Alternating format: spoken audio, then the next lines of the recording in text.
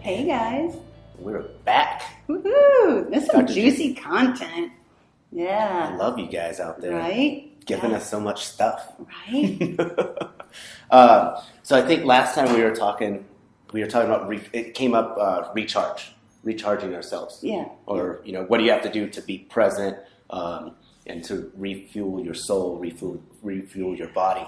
So I just wanted to touch base on that real quick. Like, what do you do? Do you have any, like, a day, or do you either have a day or something you do daily? Not like we know what your starting routine is, but something that you recharge yourself. Is it like a day? Do you do something each week? What is it for you? That gets you able to show up like on Monday. Like, do you do anything on the weekend? I do. Now that I have more time, I'm really connecting, which is really cool. I'm going out, I'm dancing, I'm having fun. But then, like, I got to see my nephews 4 times in a week. Like, that's taking it back to looking at life through a child's eyes, just all that cool stuff. I do make sure that I have puppy time. Okay. You have Gina time, I have puppy time.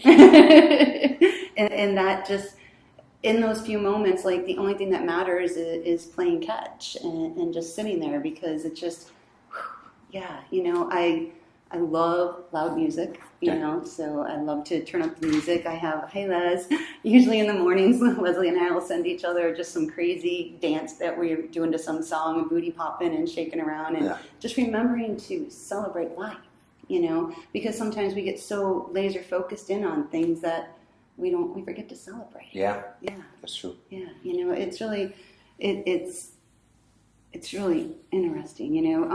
I know that I started to share with you once before. Jim and I went to the Godfrey, remember? Yeah. So I'm probably going to cry telling you this about him, but this is how I knew that he was a good man. Is we were walking out, and there was a homeless man standing there, and he asked do you remember this?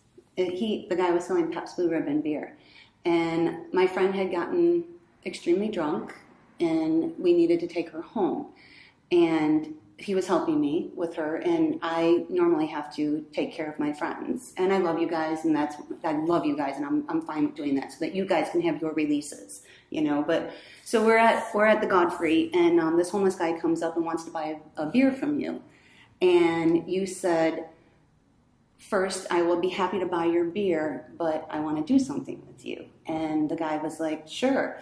And you could tell this guy had been on the streets for years. And Jim was all dressed up because you had just come back from a fancy event thing that you were at. And he grabs the guy by the back of the head and puts his forehead to him. And he said, I want to pray with you.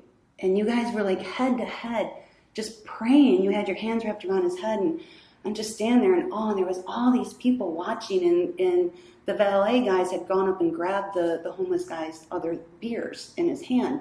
And when that happened, and I looked at the guy, and the guy came back, he's like, this is some divine stuff that's happening right now. I apologize that I even thought in God's presence that he was not watching me.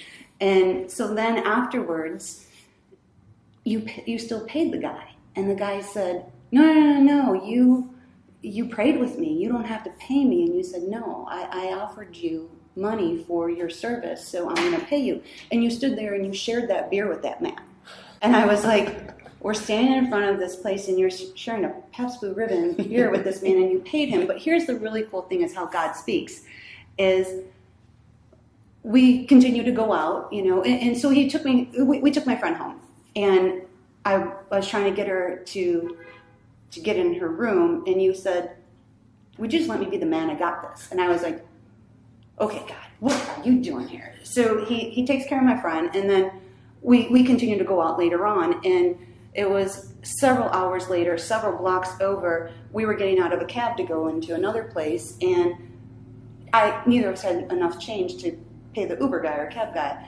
And the same, you guys, here's how God talks to y'all. The same homeless guy came up. Are you remembering any of this? Yeah. I mean, I remember the prayer for sure. Yeah, so the same homeless guy came up, and he had $3 in his pocket. And he was like, let me pay for your ride.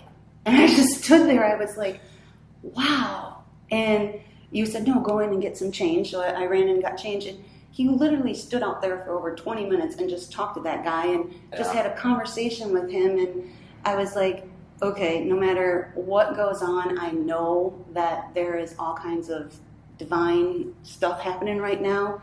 And then we went in and we had a really deep, cool conversation that night. And it was just like, wow. So the health of everyone, like that homeless guy, and I asked him, I said, are you homeless because you want to be, or are you homeless, because you choose to be? Or he goes, I love the streets. Like, it was his choice to be on the streets, which was, I thought, was a whole nother interesting thing, And so you honored that man's mental, physical, and spiritual health. Yeah. And that was like a game changer for me as far as when you said, do you want to do this show? I was like, absolutely. Like there's a whole lot of stuff going on with that. So I think that, you can honor people and love them where they are, wherever they are in their health and their life. And, So.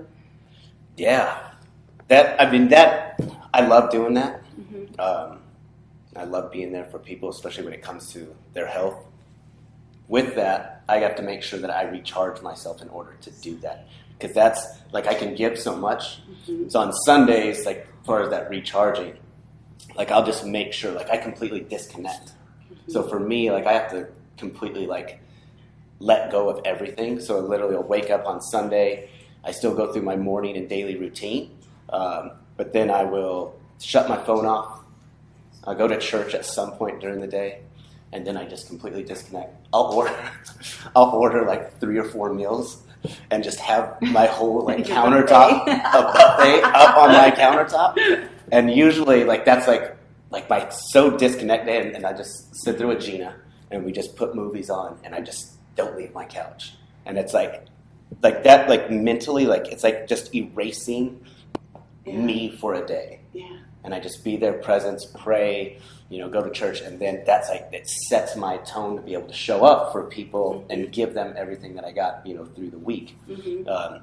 And I think that's so important from a health point of view, not only mentally, physically, and spiritually, like you finding something that re-energizes your body in order to show up. So from a health point of view, we have to understand that, we can be mentally and emotionally stressed, we can be physically stressed, and then we can be environmentally or chemically stressed in things that we're breathing, eating, mm-hmm. consuming. So we have to make sure, and you guys got to really make sure that you're taking care of all 3 of those things and looking on a daily basis, like how these stressors show up in your life. And then what are you going to do to, prepare your body in order to be able to tackle those stressors? Because we can't eliminate stress. Right. It's going to be there. And you can't manage it either because it's just there. Mm-hmm. So the best thing that you can do is prepare your body mentally, physically, and spiritually to be able to take on those stresses on a daily basis. So it's really important that you guys really look at those things. Because if we're showing up, if you're constantly fatigued or tired or you're having to consume things to show up and energize your body, you're not resetting yourself. And I began that journey. That's why chiropractic spoke to me so much. Was it's a way to be proactive and take as much control as you can mm-hmm. of your body mm-hmm. to prepare yourself for and where you want to be in life. So just really from a health point of view, really look at those things. I challenge you guys to sit down and look at what are those stresses mentally and emotionally, physically, and spiritually that you encounter on a daily basis. And then look, do you have steps in place that prepare your body on those 3 levels to be able to show up on a daily basis? Mm-hmm. So I'd like to hear, what is that for you guys that prepares you to do that? Because I love learning new things mm-hmm. and trying new things too, I think are really important. And then, how are you going to prepare yourself for the next 30 days, even if it's just once a week? It doesn't have to be something you do daily either.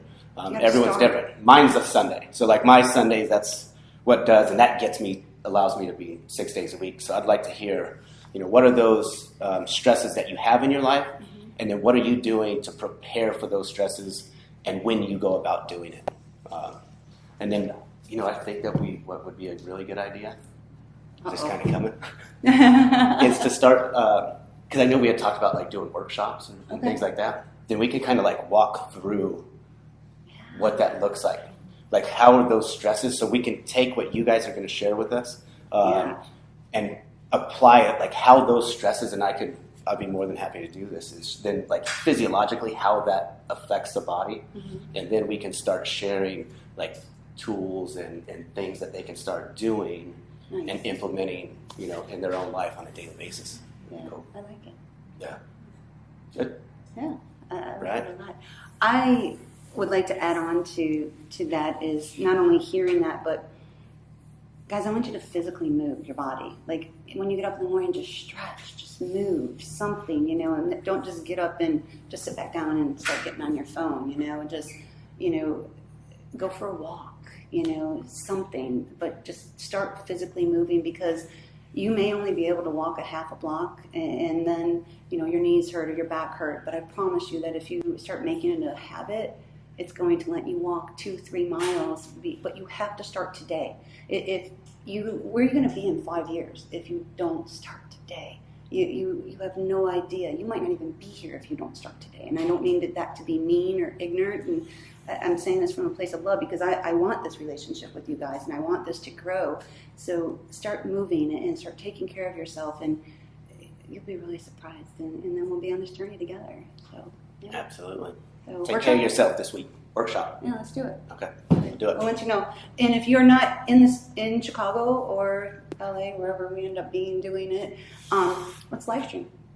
Sounds good. Yeah, you guys up for that? Let's do it. All right. Yay. Okay. So give us some stuff. Yeah.